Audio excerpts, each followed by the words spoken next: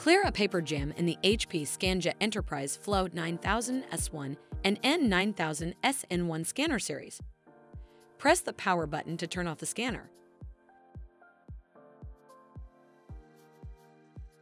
Disconnect the power cable and the USB or Ethernet cable. At the top right of the scanner control panel, pull the latch forward to open the jam cover.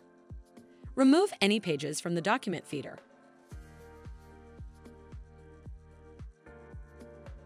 Remove any obstructions or debris from the paper path, such as staples or paper clips. Inspect the separation rollers and the pickup rollers inside the document feeder. Remove any visible debris. Press firmly on both sides of the document feeder hatch at the same time to close the hatch. Reconnect the power cable and the USB or Ethernet cable.